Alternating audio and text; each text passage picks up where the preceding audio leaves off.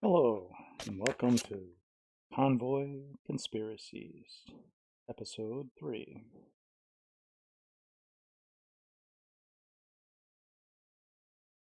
Now, um, previously, uh, last episode, we picked up a load in San Luis, Argentina, and heavy equipment, a driller, with uh, my own personal Volvo FH16, an off-white color. I haven't made any modifications or anything like that. Maybe we'll get into that, but it doesn't seem to really matter in VR much. Alright, so this is Gabes, Tunisia. Take a look on the map and see where we're going before we jump into the hall here. And zoom out. Takes a few seconds for the map to load. We've got quite a haul just to get to um, Rio Grande port. And we'll take a ferry up to Calais and then run through the heart of Europe and Italy down through Sicily and take a ferry from Palermo to the um, to Africa. So yes, quite a trip, and we've got 5,400 kilometers remaining. Not very far into it here. We basically just got on the road. So let's get going.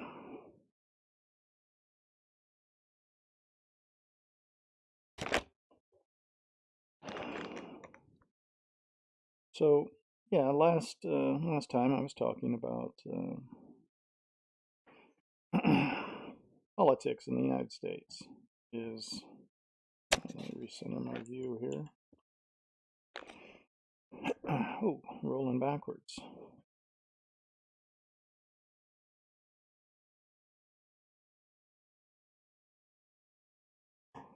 Okay, up to 4th, up to 6th. Shift over to 7th, to 9th, and we're getting close to 70, which is the speed limit. Set my cruise control here. All right. Nothing over in the left lane or in the right lane, so I'm going to switch over. And we're just going to ride. All right. Well, the speed limit just jumped up to 110, so I guess I will oblige that.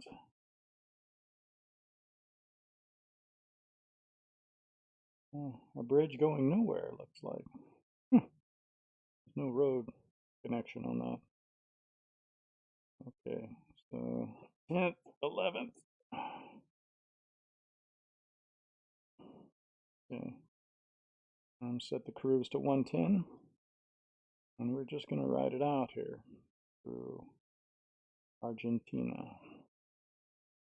Okay, so last time I was talking about Democrats and Republicans and how people like to say that they're not really Democrats, they're not really Republicans, they reject that whole, they're independent. But really, oh my gosh, I think I'm going to ride on the shoulder here. Not something I would do in real life, but hey, doesn't seem to be any. Oh, wow. Somebody hauling a camper. All right. So, excuse me, buddy. Let me signal my way back onto the roadway. I just hit that truck with my trailer. That's not good. Okay. Need to be a little more careful, huh? Let's check the damage. Just some damage to the truck so far. And that could have been just from normal wear and tear from the previous job, so anyhow, Well, we're still heading out of San Luis. We'll bump our cruise control back on and keep on trucking. So, yeah, there's this attempt by a lot of people who consider themselves to be thinkers and who consider themselves to be awake to the problems in the United States, who kind of reject the Democrat-Republican choice that's offered without fully understanding the dynamics of the situation, that it really is about Democrats versus Republicans in this nation. Republicans are constitutionalists and Democrats are basically people who want to restore monarchies and power, concentrated central authority. And it's about diversified or dispersed power versus centralized power. And which one do you think is better for humanity as a whole? Well, since humanity is imperfect and human beings are corruptible, it seems like centralized power is the most dangerous and least desirable arrangement for the betterment of mankind in general. That seems to be the lesson that history has taught us. But it's a lesson that's not very easily retained through our cultural memory. We always want to seem, there's always people who seem to fall into one camp or the other. So the struggle is eternal. There'll never be a time, as long as the United States exists, where there is not a struggle between these two groups. And that's just kind of the nature of the game. You're never going to have bipartisanship. You're never going to have a united nation beyond a few fleeting moments, such as what happened after 9/11. Even that was instigated by what many, including myself, would consider a massive deception, ultimately carried out to increase the power of the state and to transition the United States away from freedom towards an authoritarian government. So that's not something, even if the unifying feeling that Americans had at the time was positive, I don't necessarily want to repeat that situation. Hit the lights here. I don't really need them at 7 o'clock in the morning. All right, so let's jump outside the truck for a bit.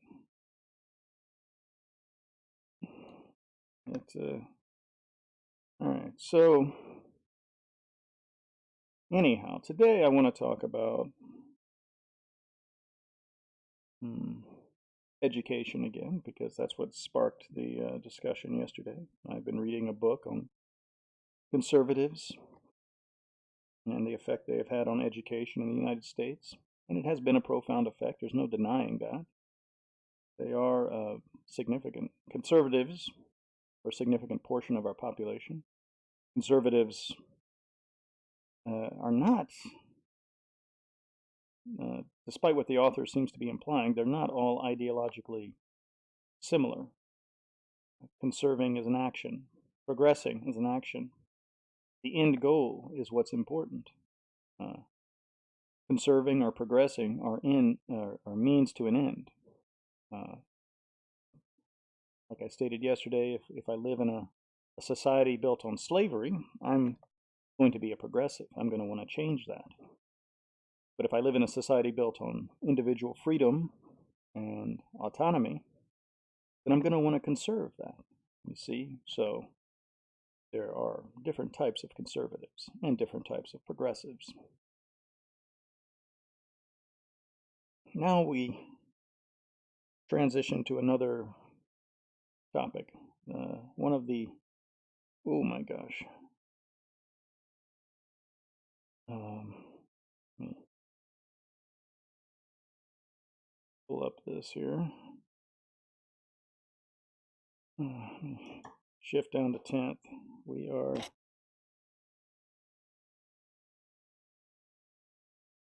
we going to be able to pass this guy? Let's try it. Oh my gosh. Oh. Okay. Oh my gosh, it's a cop. Oh. Okay. That was, let me check my mirrors. Okay. It's a little more exciting driving outside the truck. I'll say that. Okay. Let me see. The speed limit is 90, so let me drop this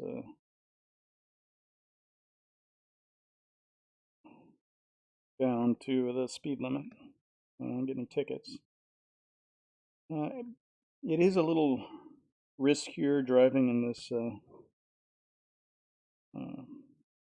view outside the truck in VR, but it is the only other VR view. It's if you are using ETS2 or American Truck, it's camera view number 5. All the other camera views, like let's say 2 here, is locked. Like if I turn my head, like I'm doing right now, it does not allow me freedom of motion. The view is locked into my face here, and it's very disconcerting. So I prefer not to do that for extended periods of time. But trailer looks a little dirty, and test the horn out here. There we go. All right. And if you switch to some of the first-person views, like on top of the truck, that's also locked in. Very creates some nausea. There's a bumper cam. So anyway, the view from outside the truck actually isn't as hard on the system. You get a little bit better performance. So I'd like to spend some time out here, and you get to see a little bit more scenery, a bit more of the sky. You've got your mirrors. You can check to either side here, and yeah, kind of fun. So on these long hauls, I just kind of like to lean forward and check out the map. So anyway, back to the topic at hand. Education. There are conservatives in America who have tried to use public education as a way to improve students, to educate them in a classical sense, to fill them with the knowledge of the people who have preceded them. What many would refer to as a classical education, the same type of education that our Thomas Jefferson received, or what's classically considered to be education. That's no longer what's happening in public schools, of course. Students aren't being exposed to Plato or Aristotle or Socrates, or they're not being exposed to the scriptures. And as controversial as that may be, the scriptures actually inspired humanity for centuries, and they pushed human thought along the directions that ultimately led to where we are now. So to discount them as meaningless stories is to really miss out on the incredible value that they hold, and that they have incredible effect they have had on humanity throughout the centuries. The Bible and similar works. So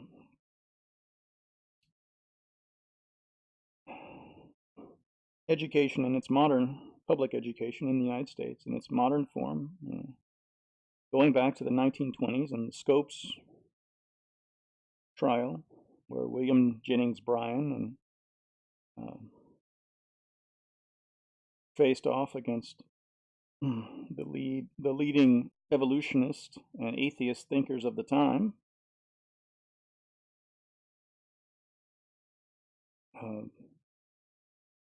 The fallout from that situation has affected public education in the United States ever since. And if you think about it, it's kind of it's almost destined to do so. Public education is a tool of the state. Okay, we got to check our map here.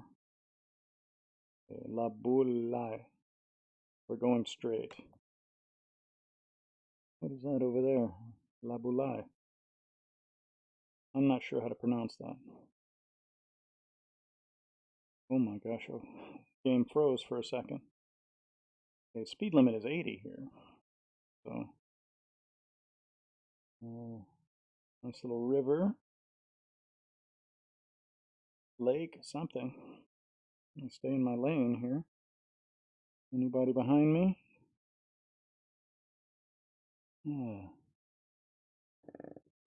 Open fields out to my left, little forested areas to the right, more fields. Very exciting scenery here, guys. Check the speed limit. Still 80, so not setting speed records here. But yes, public education will be something that tends towards godlessness. Because public education, if it's to be funded by the state and presented to people in a way that gives them no real alternative. You know, prior to public education, there was private education. Parents and communities would get together and fund, pay the salary of a teacher. Children would go to school and learn from that individual, and he was accountable directly to the parents and the people who paid him. Now, there's a different situation. Teachers are no longer accountable to parents directly. They're accountable to county governments. They're accountable to the federal government in many instances. And thus, that's where that has shaped public education. Public education will always tend to place or tend to uplift the state as opposed to God. The two seem to always be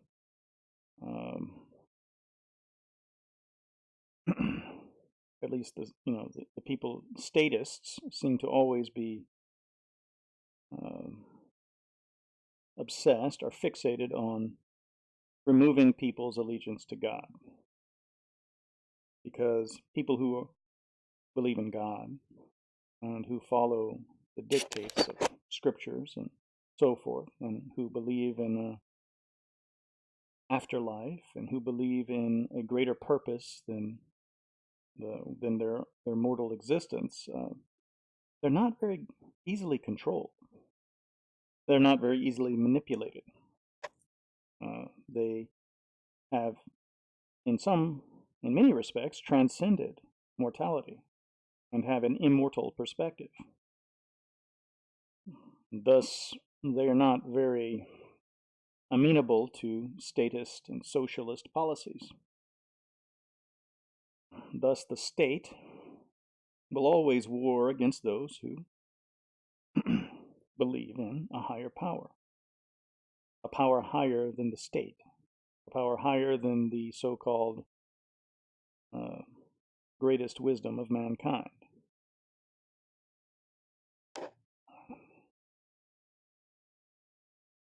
So, as long as we accept the arrangement that has been thrust upon us that we simply must uh, allocate our resources to pay for public education, then check the speed here.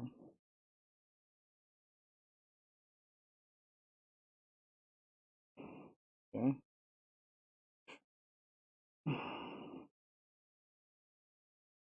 As long as that arrangement remains, where we are being forced to accept public education as some kind of service that we are obligated to pay for basically at the point of a gun. If we don't pay our taxes, we will be forced to do so, or we will lose our property. So it's very check the speed limit, 70. Okay. The state, so thus public education will always tend in this direction, as I'm saying. It will always be pushing statism. It will always be pushing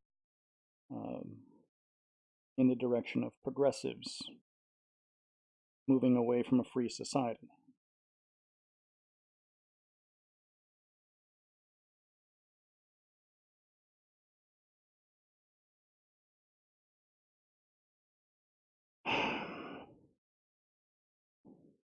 And this is where science comes into play.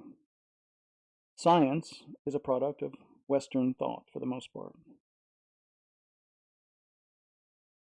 It was basically founded on the idea that there was a creator of the universe,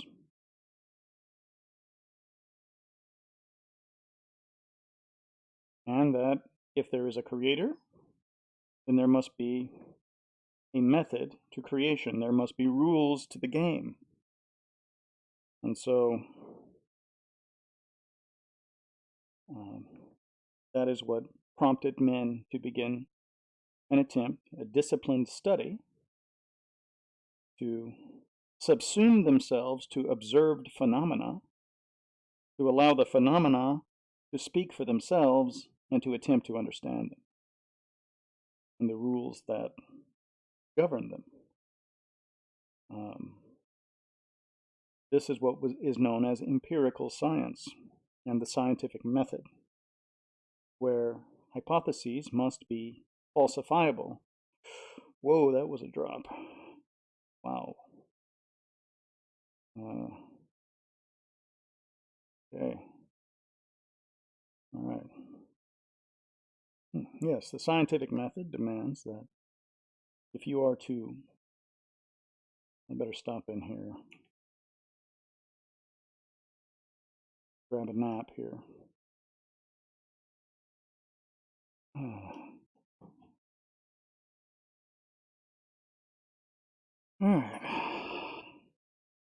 Fill her up.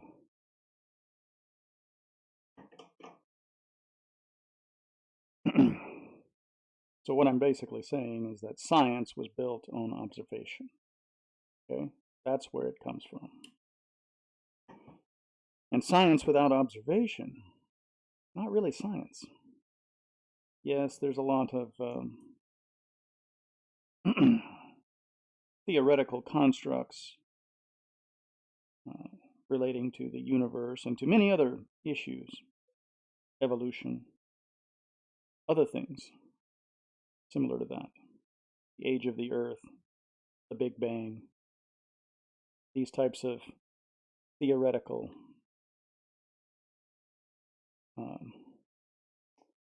very theoretical, very improbable events that have been posited to us as an alternative to the scriptural narrative of creation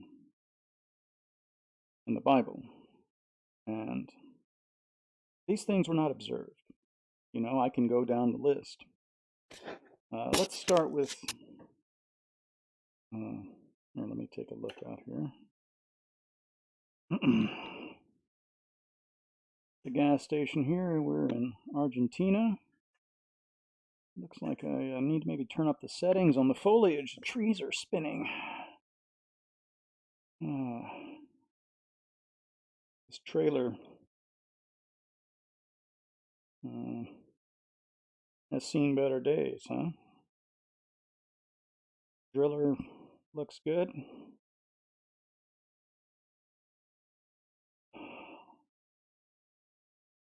All right. So, another Texaco gas station down in South America. I wonder if that's really the case. I highly doubt it. A Russian fuel truck, another abnormality here, I'm sure, in South America. But yeah, stretch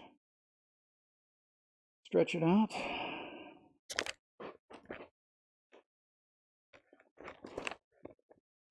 Okay, well, let's hop back in and catch our Z's.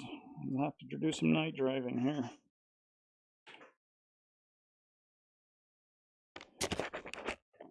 Okay, so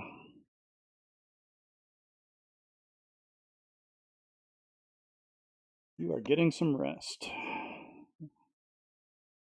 Okay, it is 8:40 p.m. And we paid off some loans. Our bank balance, 139,000 euros. And I'm going to go ahead and start her back up.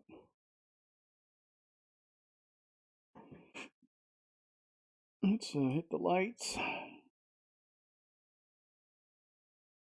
Oh, parking brake is on. Let's hit the road, gentlemen. What's our time here for this video? Oh, we're at 26 minutes, so guess we can't really say too much more here. I will go ahead and end this and create another video here soon. Episode 4, as we continue this long journey. We have check the world map. Oh, we've gotten under 5,000 kilometers now, 4,936 kilometers remaining. We have almost reached the next city here, Junin, Argentina. So we'll be passing that along the highway in the next episode, I'm sure, as we make our way to the port at Rio Grande, in what I assume is Brazil. So I'll leave it at that. We'll continue the discussion. I look forward to some comments on the channel. It may be a while, I realize, before anybody even sees these videos, so I'm fine with that. I'm having fun. I'm exercising my thought processes, and just it's beneficial for me, and hopefully you'll get something out of it as well. So this is Convoy Conspiracies signing off.